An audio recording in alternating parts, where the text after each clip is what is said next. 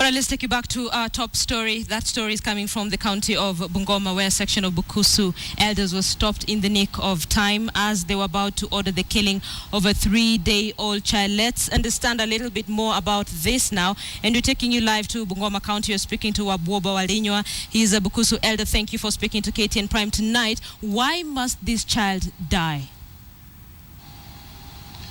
I think the child should not die. The child should be spared. Because first and foremost, life has changed. We cannot continue hanging on all outdated culture. We understand that incest is a very serious matter in society. But I think that it's not a child's mistake, and we cannot end a child's life.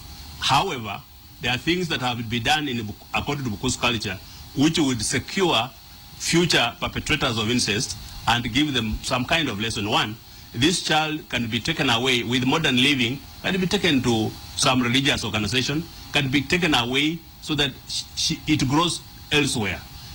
If the relationship, however, is very close, in terms of the mother being very close to the father, then the arrangement should be made so that the mother never meets the child again.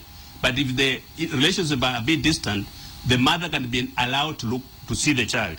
However, the most important thing is to say that in this modern age of time, 21st century, you cannot end up the life of a child in this case, because it is not the child's mistake that it is here. But hold on. So what will happen if this child is allowed to leave? What is the fear? Of course, there is a taboo. There is the fear among the Bukusu that this child will bring bad omen. That would be the not bad omen that will eventually hurt or harm the community. But this has come about because of old days. It is an olden way of thinking, which unfortunately is not there anymore, and we are moving out of it. Okay, so in such a scenario, who makes the decision as to whether or not this child lives or dies? Is it the relatives? Is it the village elders? Who makes this decision?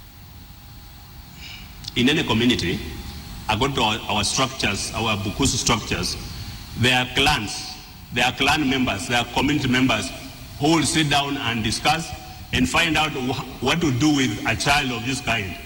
But I definitely want to make clear that the reason to kill the child is not there at all. And that is, I think, a mistaken notion.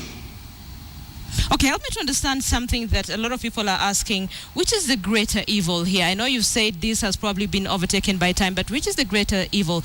Killing a child because it's a product of incest, or letting it live? Which one is the greater or lesser evil? As far as I'm concerned, killing the child is a greater evil. Because as I've stated before, the child has not made any mistake to be here. The child is a product of a mistake, but that cannot make the child a mistake.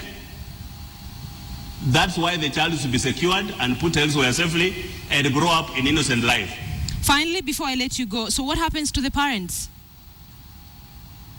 Well, as I've said, first, if the parents are very close of the child, then they will be told never to visit this child again. Let the child go to a children's home or at a care center. But if they are a bit distant, the mother should be allowed to see the child once in a while, because in the final analysis, it is about this child and the future of this child. All right, it's not really about the custody. It's about, do they get any sort of punishment as parents? Obviously, there's going to be punishment. We cannot do this. Because to start with, to have incest, is an offense. Even in law, you cannot have an affair with a relative. And our communities also have punishment. They will prescribe what kind of punishment the father and the mother should have. But in that punishment, the child is not definitely one of the people to be punished.